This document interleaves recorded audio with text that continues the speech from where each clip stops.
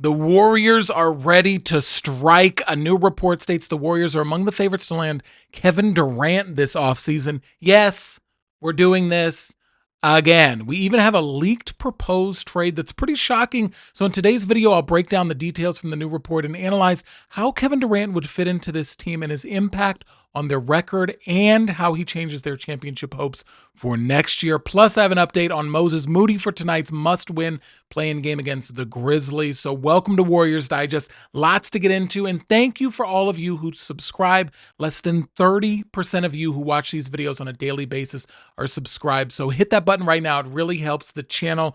And let's get into this. Huge news dropped yesterday.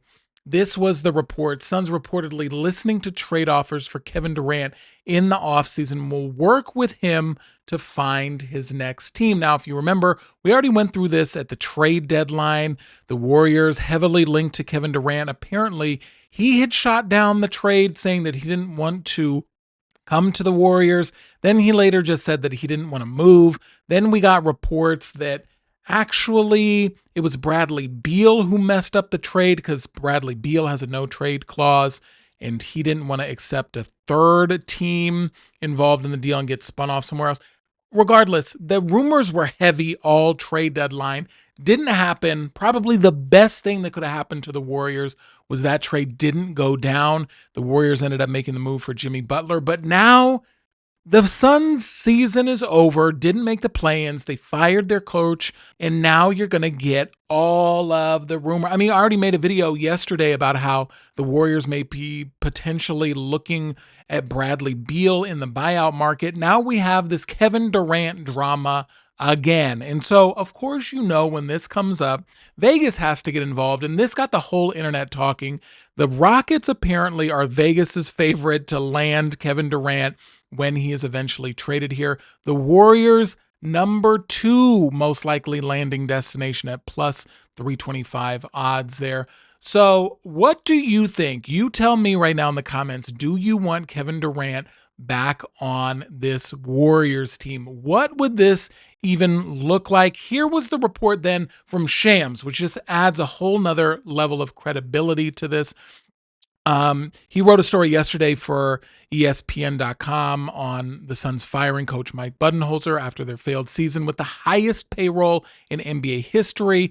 This begins a summer of major changes that will include working with Kevin Durant and his business partner, Rich Kleiman, on a trade. So that's what we know so far. Then we got an interesting thing that leaked out from Bleacher Report, which it's kind of small here, but apparently this is what Shams was saying the deal would have been earlier in the season for Kevin Durant around the trade deadline. Now you can swap out Kuminga or Wiggins in one of these places here. Wiggins obviously gone now with the Heat in the Jimmy Butler trade, but this is the potential deal here that is circulating around.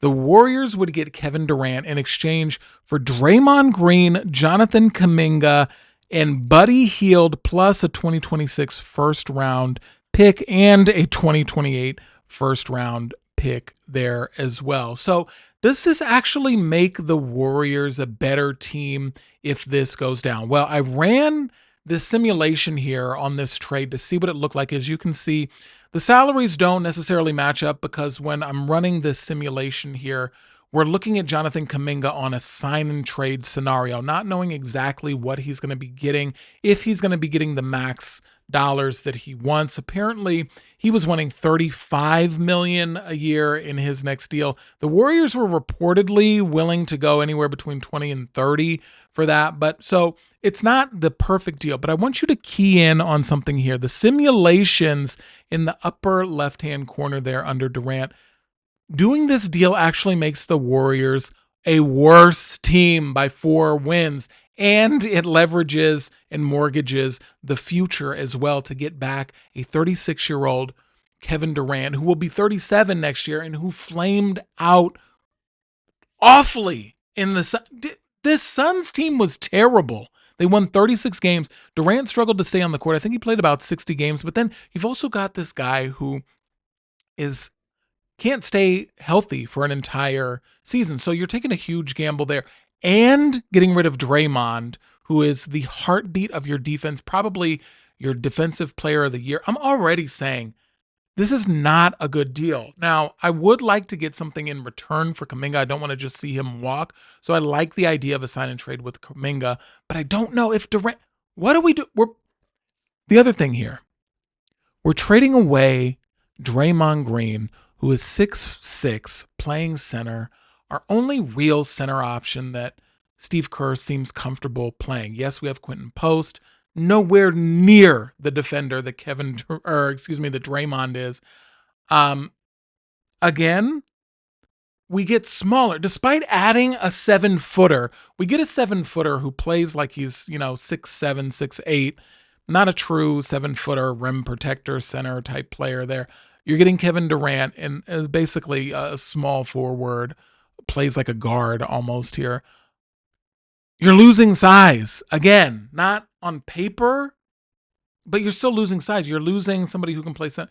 Just, again, seems really weird. But then, we dive into the numbers a little bit differently and a little bit deeper here. And despite, when we look at Kevin Durant here, let's see.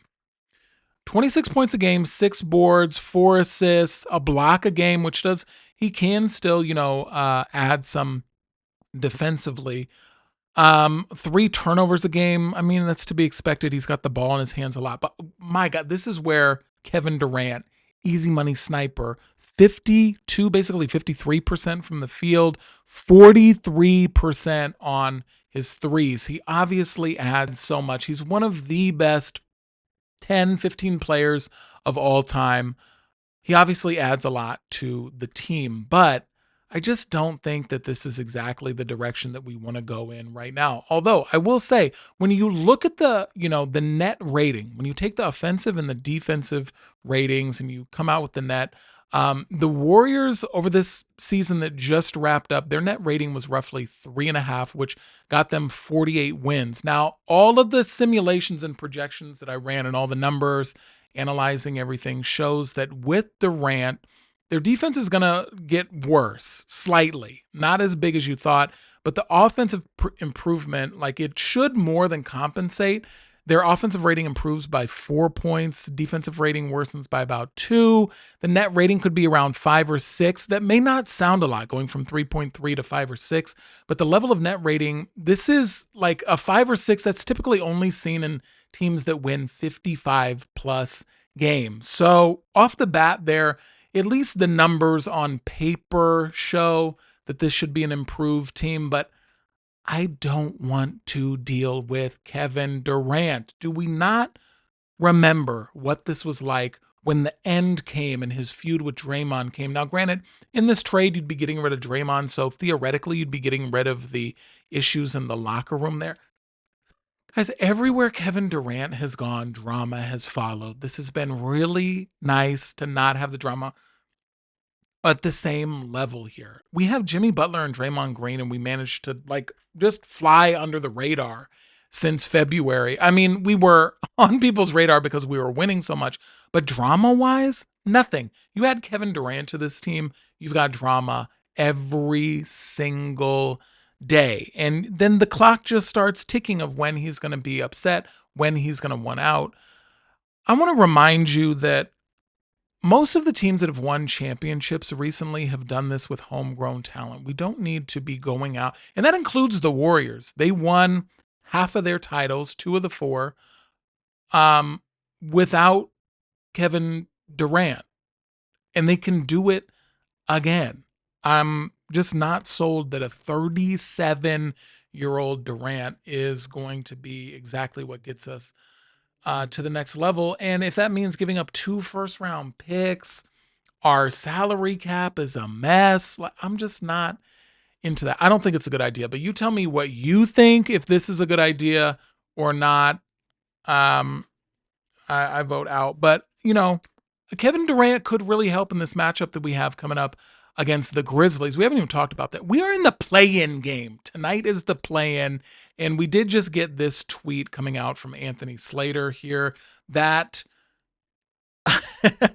He tweeted out earlier in the day, clean injury report. Then we get, addition to the injury report, Moses Moody is now questionable for the Warriors with back spasms. I don't think that this is going to be a big deal. Moses Moody, I say, plays regardless. I think the real thing to watch and have your eyes keyed in on is Jonathan Kuminga going to play. That was the major talk after the last game of the season against the Clippers there. Is he going to play? That's going to be the key. Let's look at this matchup predictor, though.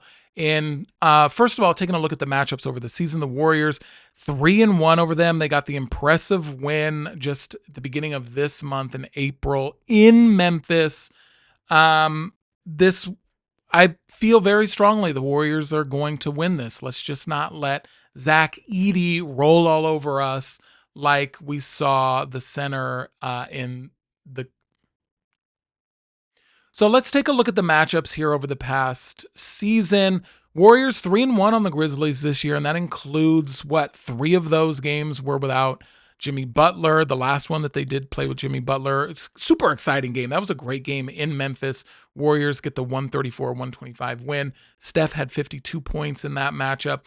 Looking to see an effort like that. Again, we need somebody to just end this early. I want to see garbage time for the end of the Warriors. I want to see Pat Spenser playing the whole fourth quarter. Trayce Jackson-Davis, I want to see him get a double-double in the fourth quarter because he's playing so many minutes.